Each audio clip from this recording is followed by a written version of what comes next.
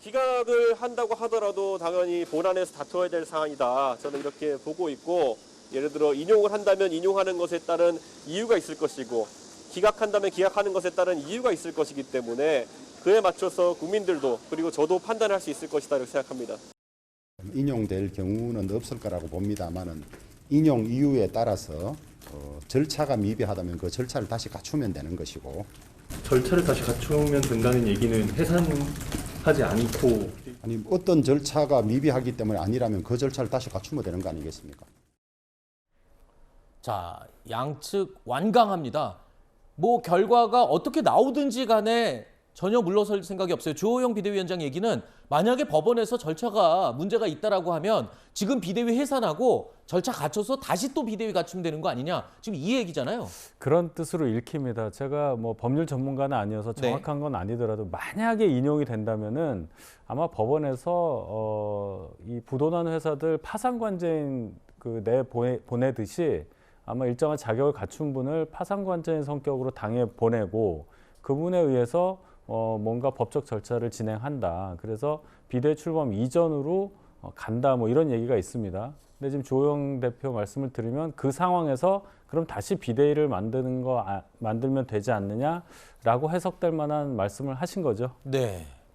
자, 이준석 대표는 지금 가처분 신청 인용 여부와 별도로 또 작심 발언들을 쏟아내기도 했습니다. 윤 대통령의 기자회견에 대해서 기자들이 질문을 했는데 이준석 전 대표 이렇게 답했습니다.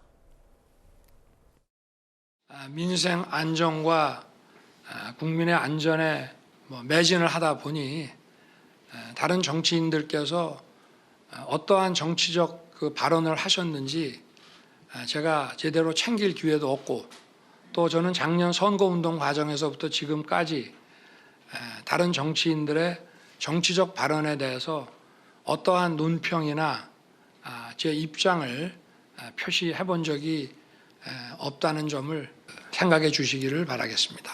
네. 제가 뭐 좀 당내 민주주의에 대한 그런 고민을 많이 하다 보니 대통령께서 사실 어떤 말씀을 하셨는지 제대로 챙기지는 못했습니다. 불경스럽게도. 예. 자, 이준석 대표가 논쟁적인 주제에 대해서 저런 방법을 종종 씁니다. 상대가 어떤 말을 했을 때 그 말을 그대로 인용해서 되받아치는 경우를 자주 봤는데 이번에도 마찬가지였습니다. 대통령이 어떤 정치적 발언을 하셨는지 그 정치인들에 대해서 제가 제대로 챙길 기회가 없었다라고 말했더니 그 말을 그대로 받아서 얘기합니다. 어떤 말씀을 대통령이 하셨는지 제대로 챙기지 못했습니다. 이렇게 얘기를 했습니다.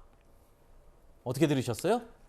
참 우리가 지금 전에 한 번도 겪어보지 못했던 시대를 살고 있는 거죠. 네. 물론 이준석 대표가 저런 단어 선택하는 거는 뭐 여러 번 있었는데 이 부분을 한번 짚어보고 싶습니다.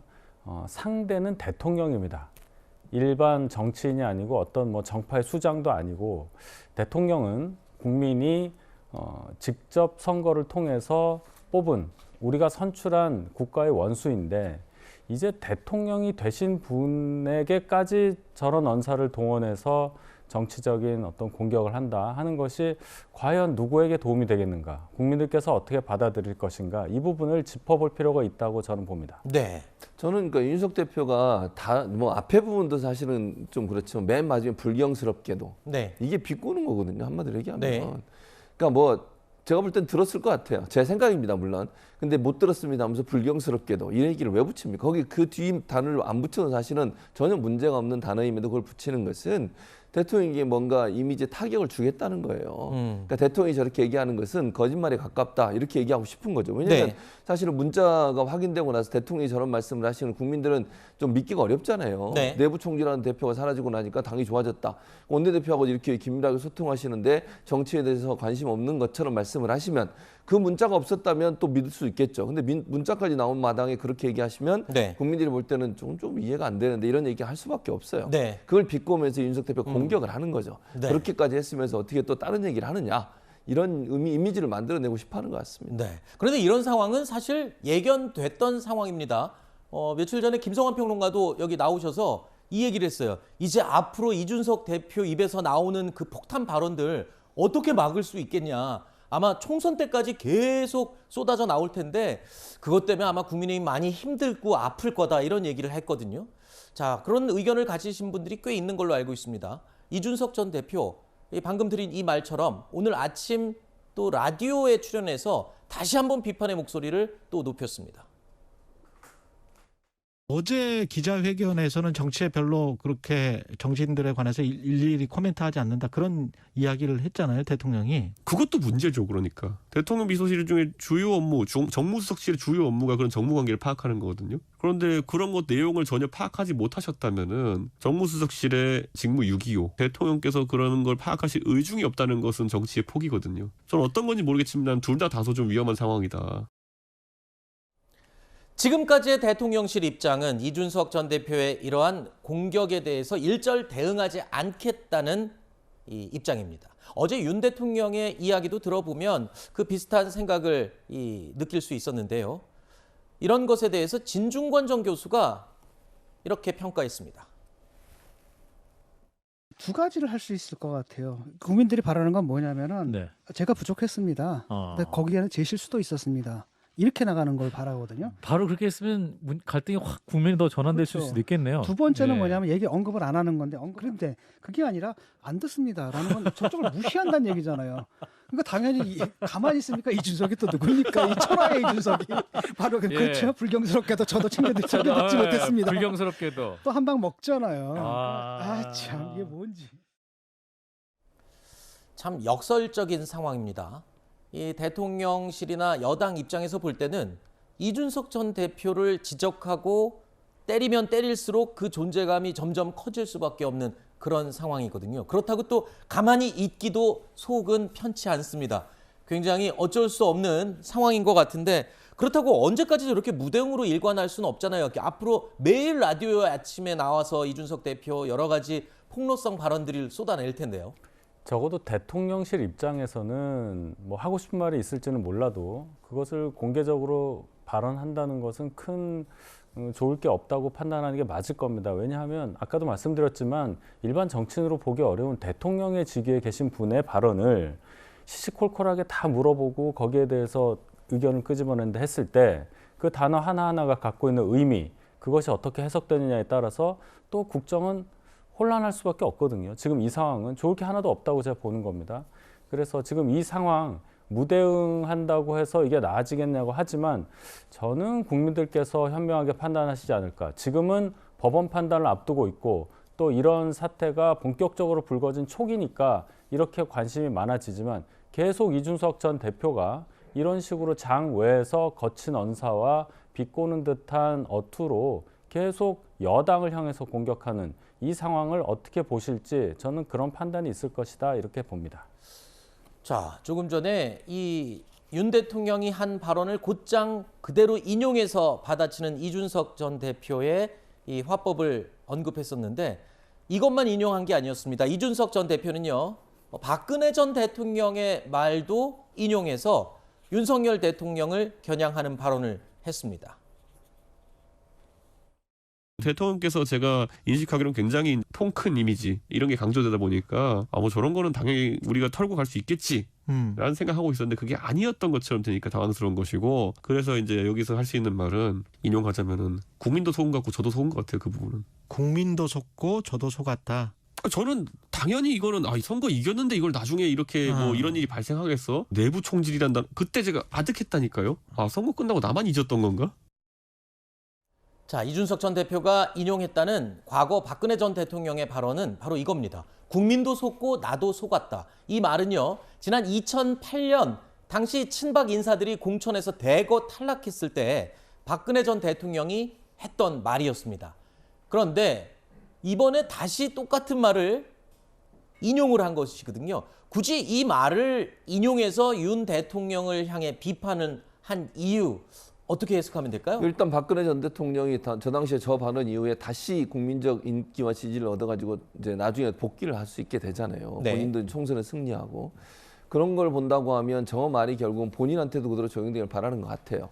그러니까 국민도 속고 나도 속았다는 이 말은 국민적 관점에서 대통령이 지금 국정 운영을 하고 있지 않다. 이런 얘기를 하고 싶은 거잖아요. 네. 당시에도 사실은 친박들이 다 이제 그 공천에 탈락이 됐거든요. 그 이제 보복이다 또는 뭐 그게 특정 계파를 죽이려는 의도를 가지고서 정부가 하고 있다. 그 당시 이명박 정부가 그렇게 지금 주장을 한 거거든요. 네. 지금도 똑같은 상황이에요. 그러면 이준석계라고 불려지거나 이준석을 어떻게든지 쫓아내서 당을 윤핵관 중시로 바꾸려고 하는 그런 그 잘못된 음모가 진행되고 있었고 그 희생양으로 본인이 지금 희생을 당하고 있다. 이걸 얘기하고 싶은 거죠. 그러니까 박근혜 전 대통령이 당했던 그 핍박이 본인하고도 동일하게 오고 있다. 네. 그건 권력에 의한 핍박이다. 이 얘기를 하고 싶은 겁니다. 네. 박근혜 전 대통령 말까지 인용해서 지금 윤통을 공격하고 있습니다. 글쎄 제가 계속 말씀드리지만은 이러한 화법이 얼마나 그 국정에 도움이 될까 이 부분을 생각해야 돼요. 지금 이준석 대표가 본인의 정치적인 어떤 운명에 사활을 걸고 네. 여기에 천착하는 건 이해는 할 수 있습니다만은 네. 우리가 잘 봐야 될 게 이준석 대표가 저렇게 행동하는 것이 과연 자 국정 운영에 도움이 되느냐. 예를 들어서 그리고 민생에 도움이 되느냐 이런 관점에서 봐야 돼요. 왜냐하면 이준석 대표는 일반 시사평론가도 아니고 당대표를 직전까지 지냈던 주요 정치인입니다. 그리고 상대는 정부 여당에 본인이 속한 이러한 행동들이 맞느냐. 박근혜 전 대통령의 그 유명한 어구까지 인용을 하면서 공개적인 방송에서 대통령에 대해서 말을 하는 것이 네. 저는 이해가 안 갑니다. 대변인, 그런데 제가 이거 하나 그럼 여쭤볼게요. 이준석 대표 입장에서 본다면 아까 그랬잖아요. 지금 국정 운영에 도움되는 말도 아니고 지금 대통령에게도 도움되는 말이 아닌데 왜 자꾸 저렇게 하느냐. 이준석 대표 입장에서는 여당에서도 내쳐졌고 지금 대통령도 공개적으로 문자가 공개되면서 본인을 좋아하지 않는다는 거를 만천하에 지금 알리게 됐잖아요. 그 입장에서 보면은 이준석 대표는 지금 좀 더 이상 잃을 게 없지 않습니까?